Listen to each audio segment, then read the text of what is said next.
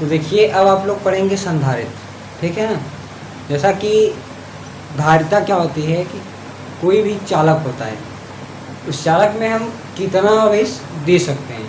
किसी भी चालक में आवेशों के ग्रहण करने की क्षमता को ही धारिता कहते हैं, ठीक, धारिता कहा जाता है।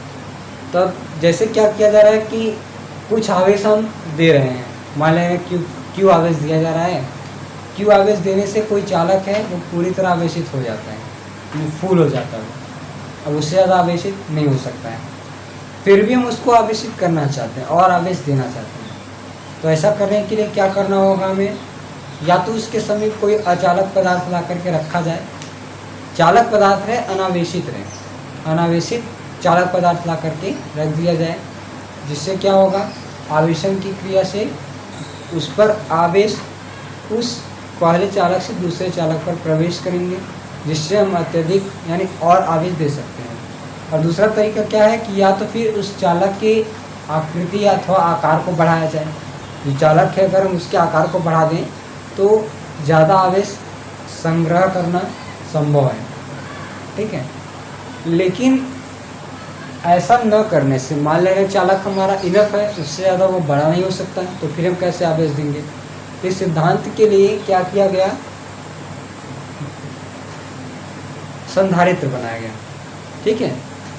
संधारित्र बनाया गया यानी अधिक आवेशों को ग्रहण करने के लिए चालक की आकृति को बढ़ाना पड़ता है। लेकिन जो संधारित्र होता है वो क्या होता है, चालक की आकृति अथवा आकार बढ़ाए बिना ही चालकों में अधिक आवेश ग्रहण करने की युक्ति होती है, ठीक है। तो संधारित्र की परिभाषा क्या होता है, संधारित्र इसको क्या बोलते हैं, हम कैपेसिटर बोलते हैं। कैपेसिटर यानी संधारित्र होता है। इसकी परिभाषा क्या होगी, संधारित्र एक ऐसी युक्ति है जिसकी सहायता से चालक की आकृति में परिवर्तन किए बिना ही अधिक आवेशों को ग्रहण किया जा सकता है। संधारित्र एक ऐसी युक्ति है जिसकी सहायता से चालक की आकृति में परिवर्तन किए बिना ही अधिक आवेश को ग्रहण किया जा सकता है, ठीक। संधारित्र क्या होता है, यह दो समान क्षेत्रफल के यह दो समान क्षेत्रफल के चालकों को अल्प दूरी पर विक्षेपित करके बनाया जाता है। यानी इसमें क्या होता है, दो चालक होते हैं, एक समान आकार के रहते हैं, दोनों को अलग अलग करके थोड़ी सी दूरी उनके बीच डाल दी जाती है, बहुत कम दूरी डाल दी जाती है, जिससे क्या होता है, जब हम एक को आवेश देते हैं एक चालक पर तो उस चालक के कारण दूसरे चालक पर आवेशन हो जाता है। इससे क्या होता है कि हम आवेशों की मात्रा को अधिग्रहण कर सकते हैं, ठीक है। तो ये संधारित्र का डेफिनेशन होता है। जैसे मान ले रहे हैं कि एक ये चालक है, एक यह चालक है, इनका क्षेत्रफल समान है, ठीक, इनका क्षेत्रफल हम समान रखते हैं, इनके बीच कुछ दूरी है। जैसे हम यहाँ पर प्लस आवेश दे रहे हैं तो प्लस आवेश देने पर क्या होगा, ये वाला भाग हमारा पूरा प्लस है, ठीक है, यहाँ पर क्या हो जाएगा, माइनस हो जाएगा, ठीक। इसी प्रकार से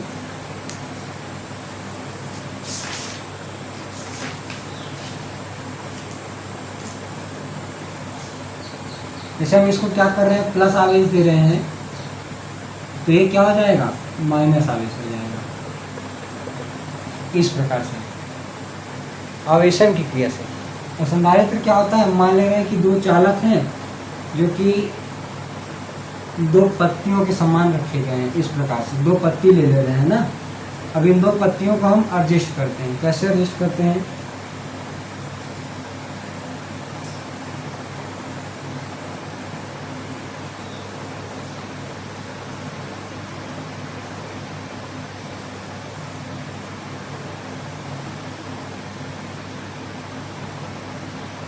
है ना।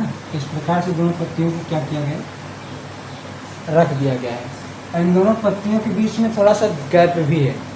जब हम यहाँ से कोई स्रोत ऐसा लगाते हैं जिससे आवेश दिया जाता है, यहाँ से मान ले रहे हैं प्लस क्यू आवेश दे रहे हैं, तो पूरा क्या हो जाएगा, प्लस हो जाएगा। ठीक है, प्लस हो जाएगा और ये क्या हो जाएगा, पूरा माइनस हो जाएगा। इस प्रकार से प्लस हो जाएगा और ये माइनस हो जाएगा। यानी इसमें ये घटना होती है कि जैसे पहले चालक पर अगर हम क्यू आवेश दे रहे हैं, धनात्मक आवेश दे रहे हैं, तो उतना ही सेम आवेश दूसरे चालक पर भी हो जाएगा। लेकिन यहाँ पर ये शर्त होता है कि जब वो दूसरे चालक पर आवेश जाता है तो वो धनात्मक नहीं ऋणात्मक हो जाता है, विपरीत हो जाता है आवेश विपरीत हो जाता है। ठीक है, संधारित्र का डेफिनेशन आप लोग लिख लीजिए। और धारिता के विषय में तो बताया ही थे, धारिता के विषय में आपको बताया ही गया था। धारिता क्या होती है, किसी भी चालक में आवेशों के ग्रहण करने की क्षमता होती है। उसको सी से दर्शाते हैं, इसे दर्शाया जाता है ना। सी बराबर कितना होता है, क्यू बराबर सी भी होता है, तो सी बराबर क्यू बटे बी होता है। तो देखिए जैसे संधारित्र क्या था, दो चालकों को, एक समान रूपी चालकों को एक दूसरे के बहुत समीप रख करके संधारित्र तैयार किया जाता ना। और संधारित्र का कार्य ये था कि जैसे अगर आवेशों की अधिक मात्रा को हमें संग्रहण करना है, ग्रहण करना है, तो संधारित्र का प्रयोग करते हैं। इसमें अधिक आवेश एकत्रित होता है। ठीक है, अब यहाँ पर ही ध्यान दीजिएगा, थोड़ा संधारित्र के विषय में समझ लीजिएगा कि संधारित्र में क्या होता है। उसमें जो आवेश दिया जा रहा है, जैसे क्यू आवेश हम दे रहे हैं ना, कोई भी क्यू आवेश अगर हम देते हैं तो पहले चालक पर देते हैं, पहले चालक के कारण दूसरे चालक पर भी उतना आवेश हो जाता है। ठीक है, यानी उस संधारित्र में कोई भी संधारित्र होता है, उसका अगर कुल आवेश देखें तो आवेश शून्य होता है, उसका कुल आवेश शून्य होता है, यानी उस पर कोई आवेश रह नहीं जाता है। लेकिन फिर भी उसके भीतर जो आवेशन की प्रक्रिया होती है, उसके कारण उसमें आवेश एकत्रित रहता है। ठीक है, इनका प्रयोग कहाँ पर किया जाता है, जैसे मान ले रहे हैं जो फैन वगैरह होता है उसमें कैपेसिटर लगे होते हैं, होता है ना, इनमें कैपेसिटर वाइट कलर का लगा होता है, तो ये संधारित्र होता है। अब हम पढ़ते हैं क्या, समांतर प्लेट संधारित्र। संधारित्र पढ़ लिए, अब समांतर प्लेट संधारित्र क्या होता है। समांतर प्लेट संधारित्र को दर्शाने के लिए ये सब प्रयोग किया जाता है। समांतर प्लेट संधारित्र,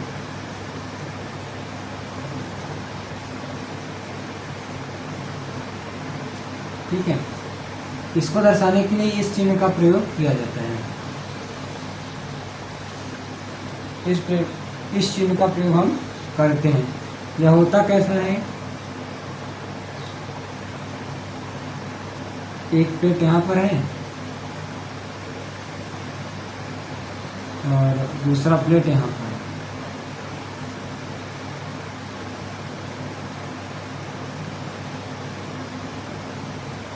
इस प्रकार से ना,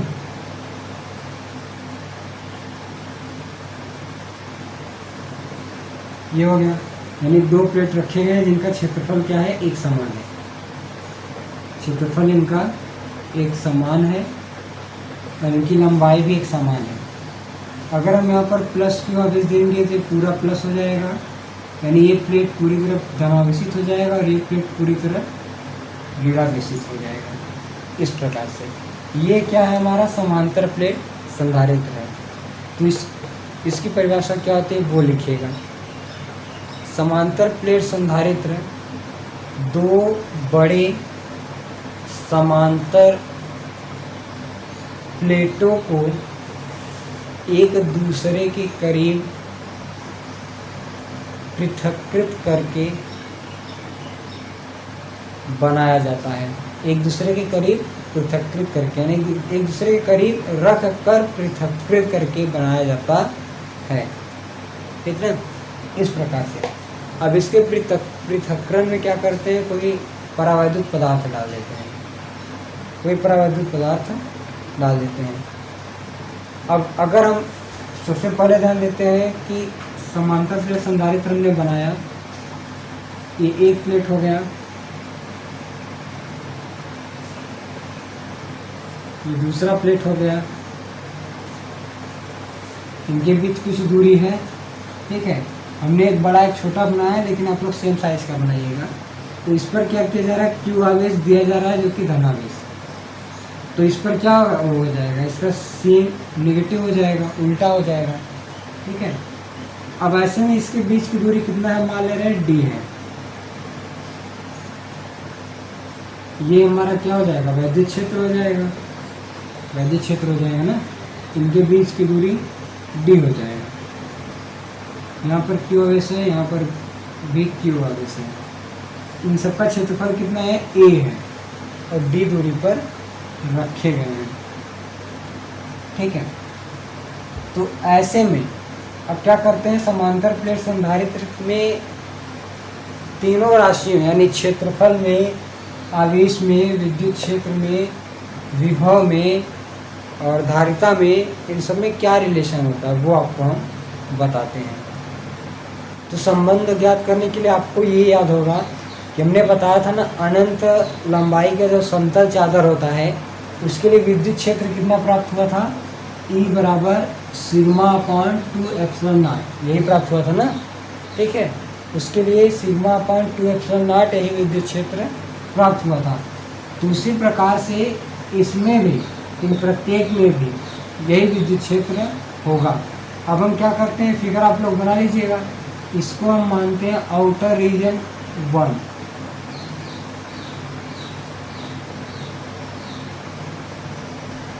ठीक है ना, आउटर रीजन 1। इसका मतलब क्या हुआ, बाह्य क्षेत्र 1 हुआ, बाह्य क्षेत्र 2 हुआ, तो ये आंतरिक क्षेत्र हुआ।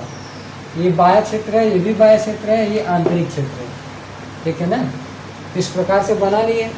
अब हम क्या करते हैं, अब प्रत्येक क्षेत्र में हम विद्युत क्षेत्र ज्ञात करेंगे, प्रत्येक क्षेत्र में। ठीक, तो इतना होता है, चूंकि E बराबर सिग्मा अपॉन 2 एप्सिलॉन नॉट। माना, इसको आप लोग लिखिएगा, माना प्रत्येक प्लेट पर आवेश Q, प्रत्येक प्लेट का क्षेत्रफल A, उनके बीच की दूरी स्मॉल d तथा विद्युत क्षेत्र E हो, तो इतना लिखने के बाद क्या लिखेंगे, बाह्य क्षेत्र 1, बाह्य क्षेत्र 1 में विद्युत क्षेत्र, बाह्य क्षेत्र 1 में विद्युत क्षेत्र।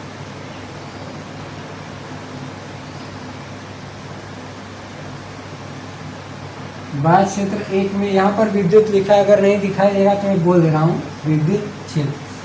ठीक है, कितना हो जाएगा, E बराबर, अब यहाँ पर ध्यान दीजिएगा, यहाँ का विद्युत क्षेत्र इस प्लेट के लिए कितना होगा, इस प्लेट के लिए कितना हो जाएगा, सिग्मा अपॉन 2 एप्सिलॉन नॉट, ये होगा ना। ठीक है, अब लेकिन अब अगर इस प्लेट की बात की जाए तो इस प्लेट में धनावेश है, ऋणावेश है, और विद्युत क्षेत्र की दिशा इस तरफ है कि नहीं, नीचे की तरफ है ना, यानी ऋणात्मक दिशा विपरीत है तो माइनस में होगा।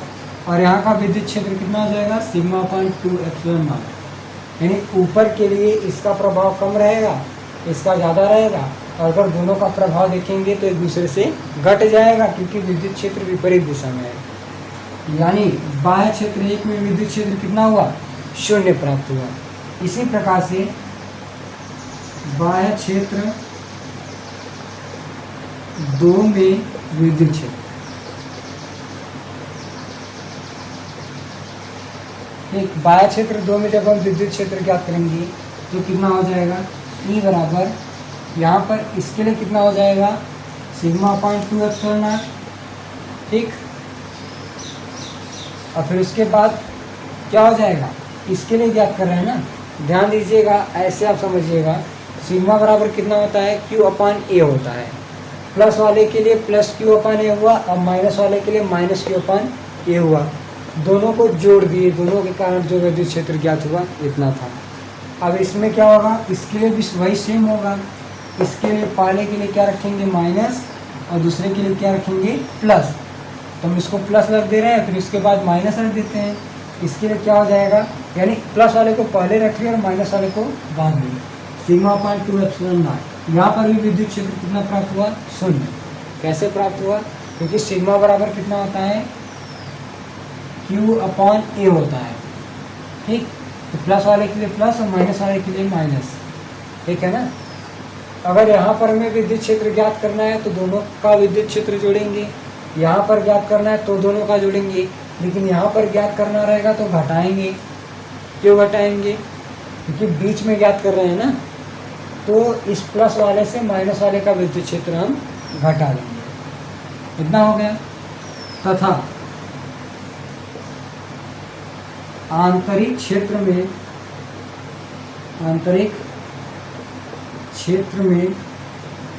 विद्युत क्षेत्र कितना हो जाएगा? आंतरिक क्षेत्र में जब हम विद्युत क्षेत्र ज्ञात करेंगे हमारा कितना हो जाएगा? E बराबर E1 sigma upon 2 epsilon not minus E2 minus sigma upon 2 epsilon not. तो कितना हो जाएगा? 1 1 2 2 सिग्मा अपॉन 2 एप्सिलॉन नॉट, यानी सिग्मा अपॉन एप्सिलॉन नॉट हो जाएगा, ठीक। फिर इसके बाद या E बराबर सिग्मा का वैल्यू कितना होता है? अभी हमने बताया था Q अपॉन A। यहाँ पर Q क्या है? इन पर आवेश है, और A क्या है? प्रत्येक का क्षेत्रफल है, एप्सिलॉन नॉट हो गया, ठीक है ना। और फिर उसके बाद चूंकि B बराबर ED, अब यहाँ पर ये क्यों लाया गया? क्योंकि ये भी तो हमें पता है, इसको भी तो इसमें ऐड करना है। अब रख दीजिए, अतः V बराबर Q upon A epsilon not into D। इतना हो गया। इतना होने के बाद चूंकि हम जानते हैं कि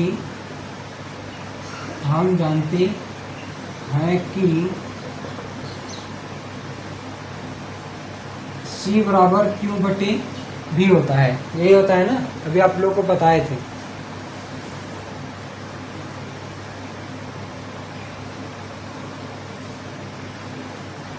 अगर आपको ये दिखाई नहीं दे रहा तो मैं बता दे रहा हूँ। यहाँ पर क्या है? E बराबर Q upon A epsilon not, चूँकि V बराबर ED, अतः V बराबर sigma upon A epsilon not into D। चूँकि हम जानते हैं कि C बराबर Q बटे V होता है, ठीक है। ऐसा होने पर हम क्या करेंगे? अब यहाँ पर V का वैल्यू ला करके रख देते हैं। तो रखिए V का वैल्यू कितना आता है।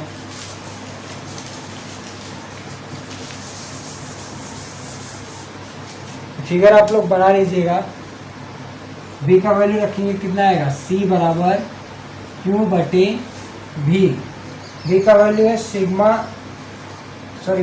बराबर Q अपॉन V में जब हम V का वैल्यू रखते हैं क्या हो जाएगा? C बराबर Q अपॉन V का वैल्यू है sigma upon A epsilon not into D, ठीक। अब ध्यान दीजिए, पहले आप ये लिखिएगा, फिर ये लिखिएगा, फिर ये लिखिएगा, फिर ये लिखिएगा। उसके बाद चूँकि सिग्मा बराबर Q अपॉन A होता ही है, अतः C बराबर Q अपॉन A के और है तो स्क्वायर हो जाएगा, एप्सिलॉन नॉट हो जाएगा, D हो जाएगा। या C बराबर Q से Q कट गया, A square epsilon not upon D, ये हो जाएगा ना, ठीक है।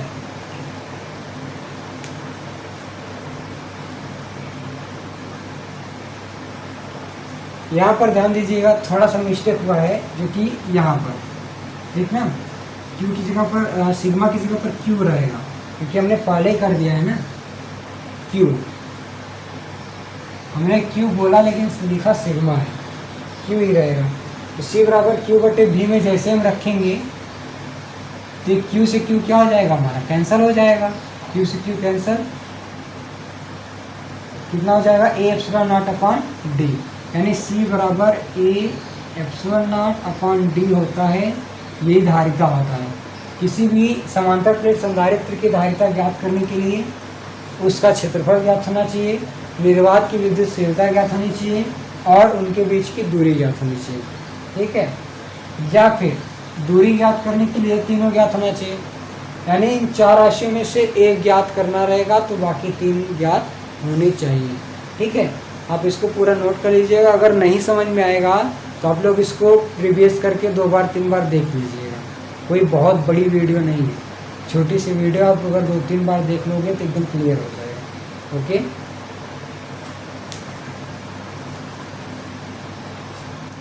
इसके बाद के पेज का आप लोग पूरा पढ़ के रखिएगा। ओके, ऐसा नहीं है 1 पेज 2 पेज, आप इस चैप्टर को पूरा आगे का पढ़ के रखिएगा, ताकि जो मैं टॉपिक आपको पढ़ाऊँ वो आपका रिपीट हो। ऐसा ना हो कि मैं पढ़ाऊँ उसके बाद आप फिर से पढ़ो। जी नहीं, आप पढ़ के रखिए, उसके बाद मैं जो पढ़ाऊँगा तो उससे आपका रिपीट हो जाएगा। ओके, आज के लिए बस इतना ही। अच्छे से तैयार करिए, आपका पूरा नोट्स तैयार होना चाहिए। धन्यवाद।